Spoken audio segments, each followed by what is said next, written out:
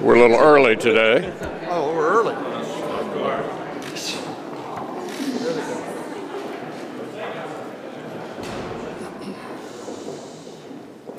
Everybody's so happy and in a cooperative mood, we finish early. What can I say?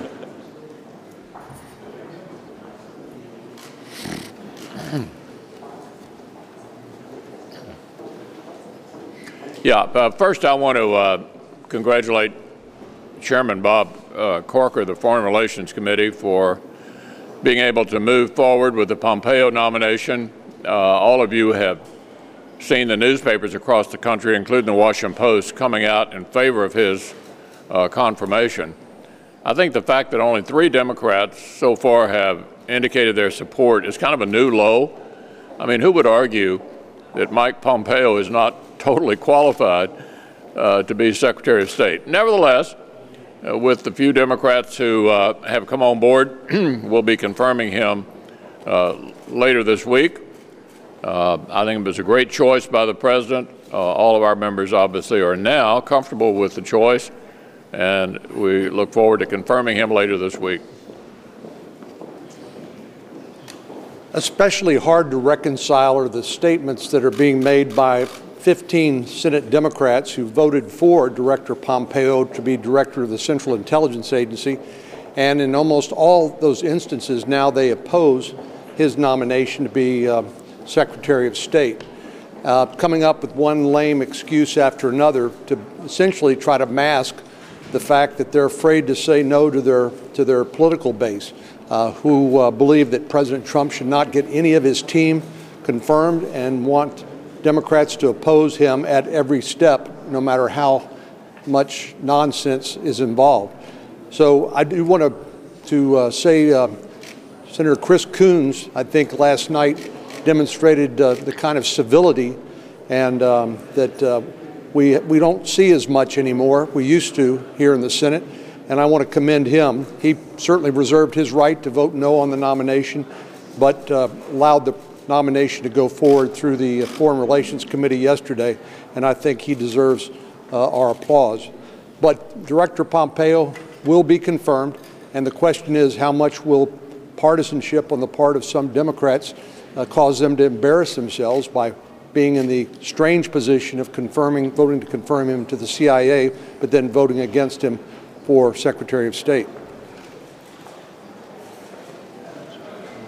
Yeah, and I think the leader put it well. This really is a new low here in the Senate in terms of nominees. We have a wide array of threats around the globe that we have to deal with. We have a nominee who is supremely qualified to be Secretary of State, a position that we desperately need to have filled, particularly with everything that's going on.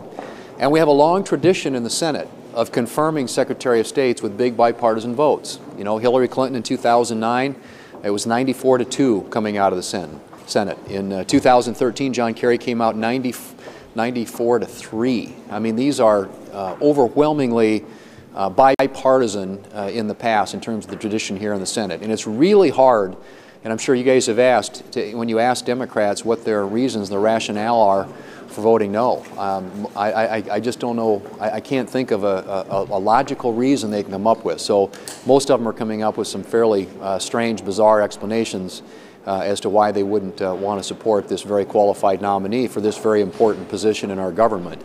But I want to read for you something that Senator Schumer said back in 2013. The quote was, "Who in America doesn't think a president, Democrat or Republican, deserves his or her picks for who should run the agencies? Nobody," end quote. So this is an example of needless obstruction that is based purely on politics, and it's really time for it to come to an end. And I hope that there will be more than 3 Democrats when this vote comes up on the floor later this week who will be reasonable enough and wise enough to realize that this is an important position to fill, a qualified nominee, and something that the United States needs to be fulfilling its requirements in terms of the confirmation process. Well, as a member of the Foreign Relations Committee, we voted yesterday on Mike Pompeo. He came out of committee on a strict party line vote, This person has the intelligence, the integrity, the ability, and this is the right person for this job. We could go through all of his qualifications, but there is this effort by the Democrats to deliberately delay the process, part of their obstruction that's been going on against this president. The national newspapers, very clear, confirm Pompeo one after another after another. And it's interesting when you see that the Washington Post fact checker has come out to confirm what we've been saying and what the president has been saying, that to get his nominees in place would take over 9 years to get them confirmed based on the deliberate delay of the Democrats. No president should have to put up with that sort of thing. And it has to do with the filibusters being used by the Democrats, often on non-controversial nominees. Of the names that are already been put forth by President Trump, it's going to take over 2.5 years just to get through that backlog that's already waiting in the Senate because of this delay. Mike Pompeo should be confirmed. He should be confirmed quickly. It is only partisan politics and the Democrats that are slowing down this entire process to try to prevent President Trump from putting his team together to lead the nation. So what happens in this delaying tactic on nominees? Two things happen. One is it makes it harder for the president to get his team in place, to get his nominees confirmed. But two, it also makes it impossible for us to do anything else.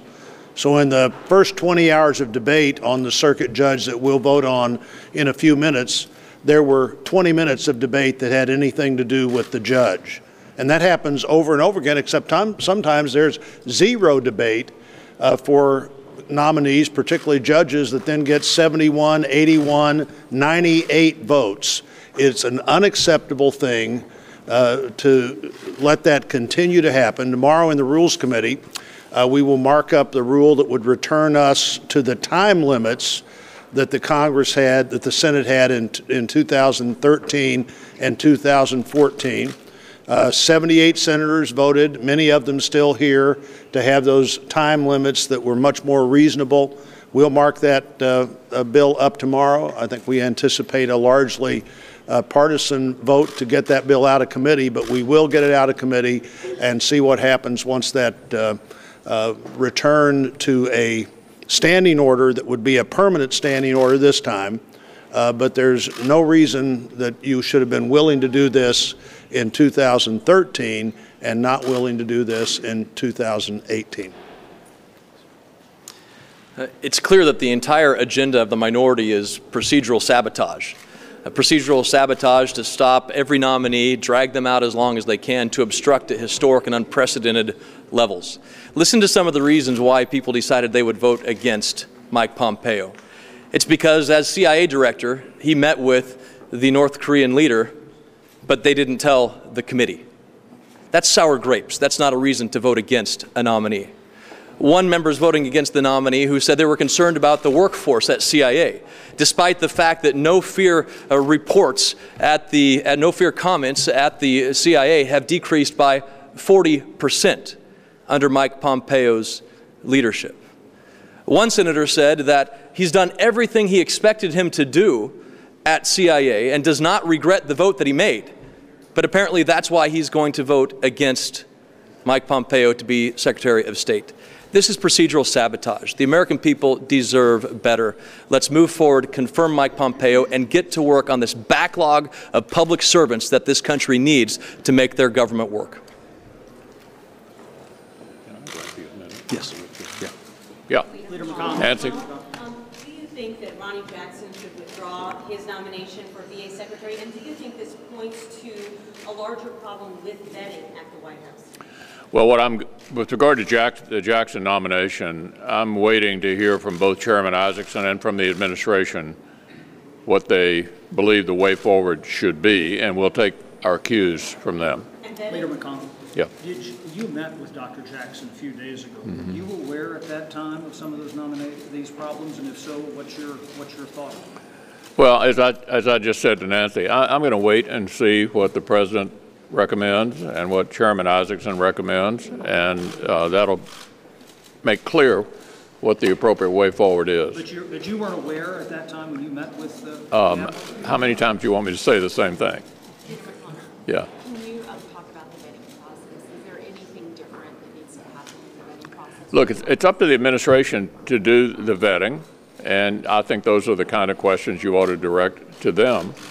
And I'm assuming at some point here it'll be cleared up as to the way forward with regard to the new VA secretary. And also on the others, Yeah. the president said today that this process that the VA secretary might deal with here in the Senate might not be worth it. Is he suggesting that perhaps he would withdraw? Have you gotten that signal yet from the White House? With the same subject? I'm sorry, I didn't hear the earlier part. No, I haven't gotten a signal yet. We're waiting for a signal. Yeah. Some kind of shift with some members of your conference related to Scott Pruitt, very much in favor of what he's done, but the continued allegations drip are frustrating, now wondering if he should stay on. Where do you stand on that currently? Yeah, well, I'm a supporter of the administrator of EPA. A number of different members have said different things about some of the revelations, and I would suggest you direct your questions to them, those who have expressed some reservations. Are you concerned about ethical problems with the EPA administrator? I think we'll just see. I think he's going to make an appearance up here, is he not, this week? I expect there'll be a lot of interest. So will there be time for appropriations on the floor, and do you support an open amendment process? What or what? Do you support an open amendment process? Yeah, well, the Democratic leader and Chairman Shelby and Senator Leahy and I have been talking about the whole appropriations process, which we all know is completely broken. And the only way to fix it is to start passing bills. We have a top line. We know what we're going to spend, and it'll be an interesting test of whether or not we can go forward on something we've already agreed to on a bipartisan basis to try to prevent what everybody professes to hate, which is ending up with a big omnibus.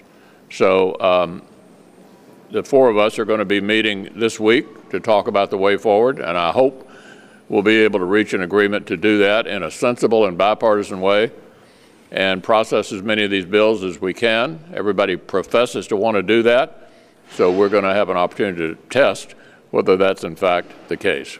Thank you.